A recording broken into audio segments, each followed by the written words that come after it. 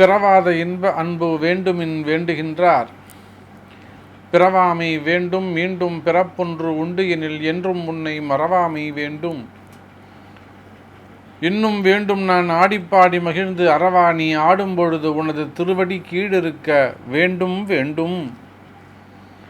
எல்லாம் வல்ல அம்மையப்பனாக விளங்கக்கூடிய ஸ்ரீ மீனாட்சி சுந்தரேஸ்வர பெருமானுடைய திருவடிகளையும் என்னுடைய உபாசனை தேவதை ஸ்ரீ ஸ்ரீ வாராகி அம்பாளுடைய மலரடிகளையும் பணிந்து உலகெங்கும் வாழக்கூடிய குபேரன் டிவி நேயர்கள் அனைவருக்கும் உங்கள் தாம்பரம் ஸ்ரீ வாராகி ஈசனேசன் சுவாமிகளுடைய நல்லாசிகள் வாழ்த்துக்கள். ஜெய் வாராகி, ஜெய் ஜெய் வாராகி. அன்பார்ந்த துலாம் ராசி அன்பர்களே, அன்பார்ந்த துலாம் ராசி அன்பர்களே, நாம் இப்பொழுது காண இருக்கின்ற தலைப்பு கார்த்திகை மாத ராசி பலன்கள். இந்த கார்த்திகை மாதம் என்னெல்லாம் சிறப்புகள் இருக்குது, துலாம் ராசிக்கு எப்படி இருக்கும் அப்படின்னு கேட்டிங்கனாக்கா, துலாம் ராசியை பொறுத்தவரையிலே கார்த்திகை மாதம்னு இல்லைங்க, அடுத்த கார்த்திகை மாதம் வரையிலும் நல்ல சந்தோஷமாக குதூகலமாக மகிழ்ச்சியாக ஆனந்தமாக இருக்கக்கூடிய ஒரு வாய்ப்பு துலாம் ராசிக்கு உள்ளது.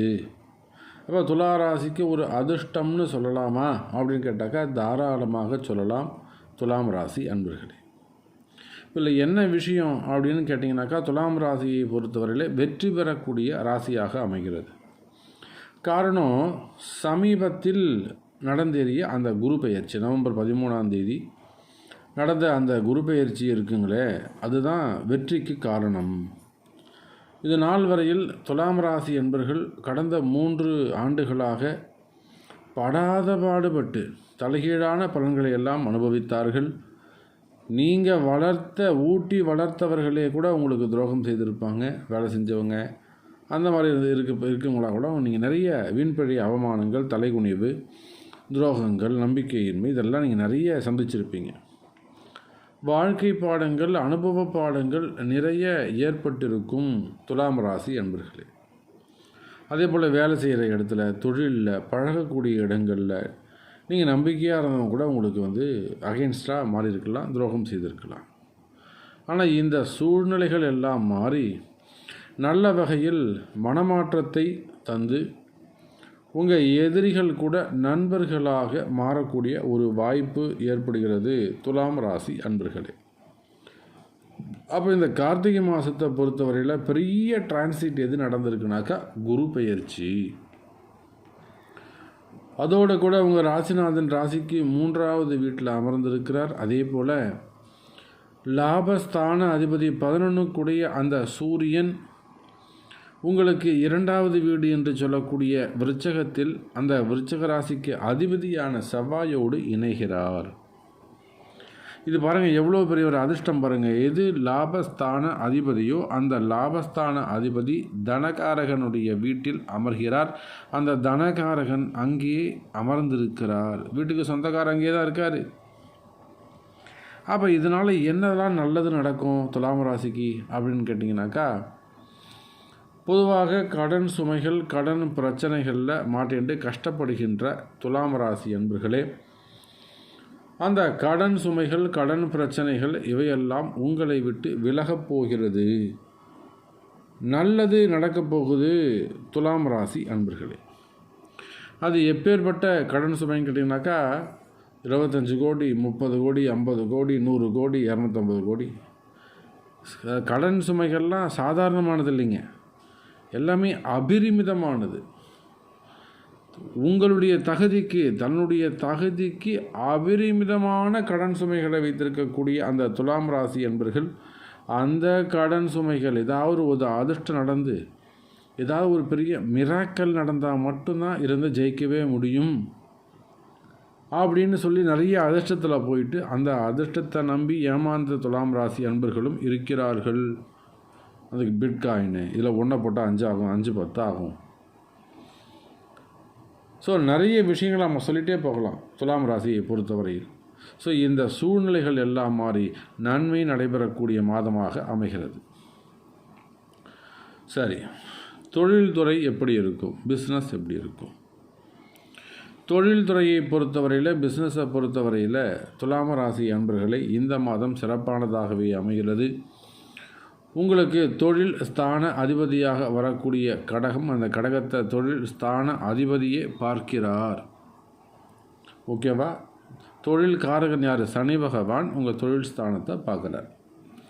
அப்போ தொழிலில் நல்ல முன்னேற்றங்கள் இருக்கும், தொழிலில் வெற்றி பெறுவீர்கள். துலாம் ராசி அன்பர்களே, நீங்கள் எந்த தொழில் செய்பவராக இருந்தாலும் சரிதான், தொழில்துறையை பொறுத்தவரையில், பிஸ்னஸை பொறுத்தவரையில், அது ஒரு கம்பெனியாக இருக்கலாம், ஒரு ஃபேக்ட்ரியாக இருக்கலாம், ஒரு ஸ்டாக் மார்க்கெட், ஷேர் மார்க்கெட், அந்த மாதிரி பிஸ்னஸ் செய்யக்கூடியவர்கள், எக்ஸ்போர்ட் கம்பெனி வச்சுருக்கக்கூடியவங்க, எக்ஸ்போர்ட் இம்போர்ட் பிஸ்னஸ் பண்ணக்கூடியவர்கள், கார்மெண்ட்ஸ் வச்சுருக்கக்கூடியவங்க, cargo, logistic, medical, marketing, pharma, auditors, பணம் கொடுக்கல் வாங்கல், ஃபைனான்ஸ் பிஸ்னஸ் பண்ணக்கூடியவங்க, கமிஷன் பிஸ்னஸ் பண்ணக்கூடியவர்கள், ட்ரஸ்ட்டு, ஃபண்டு ட்ரான்ஸ்ஃபர் பண்ணக்கூடியவர்கள், இப்படி நீங்கள் எந்த தொழில் எடுத்துக்கிட்டாலும் அந்த தொழிலை பொறுத்தவரையில் சிறப்பானதாகவே இருக்கும். நல்ல முறையில் தொழில் அமையும்.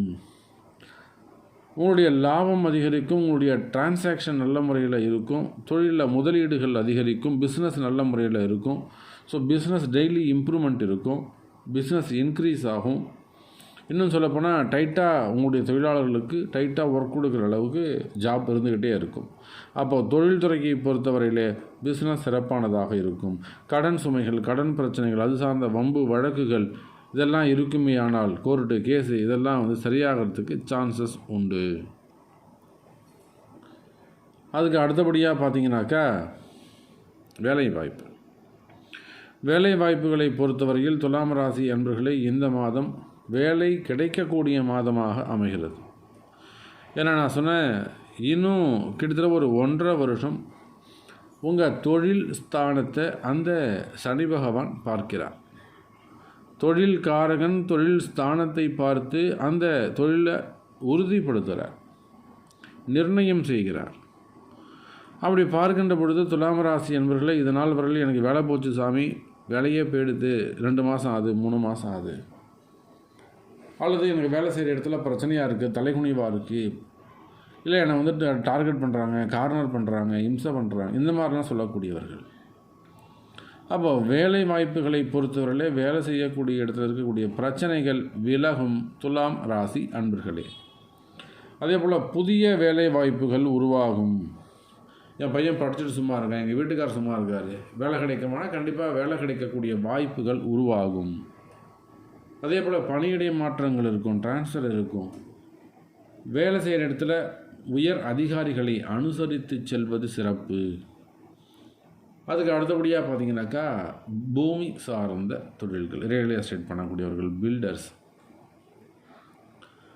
டிரான்ஸ்போர்ட் பிஸ்னஸ் பண்ணக்கூடியவர்கள், அதே போல் அந்த டெண்டர் பிஸ்னஸ் எடுத்து பண்ணக்கூடியவங்க, அரசாங்கம் சார்ந்த தொழில் செய்யக்கூடியவர்கள், road contract, building contracts, drainage contracts, குவாரிகள், போர்வெல். அப்போது பூமி சார்ந்த தொழில்கள் அப்படின்னு சொல்லும்போது 2க்கும் 7க்கும் உடையவன் செவ்வாய் பகவான் அங்கே சம்பந்தப்படுகிறார்.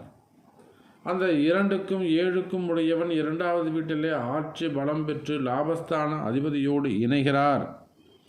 அப்படி பார்க்கின்ற பொழுது துலாம் ராசி அன்பர்களே இந்த மாதம் ரியல் எஸ்டேட்லாம் கொடிகட்டி பறக்கக்கூடிய ஒரு மாதமாக அமைகிறது. இது உங்களுக்கு நடக்குமான்னு நீங்கள் பார்த்துக்கணும். துலாம் ராசிக்கு நல்லா இருக்குது, நான் துலாம் ராசி தான் செம்மையான எனக்கு நடக்கலையே, அப்போ உங்கள் ஜாதகத்தை தான் பார்க்கணும், ஜாதகத்தில் தான் குறை இருக்குதுன்னு அர்த்தம்.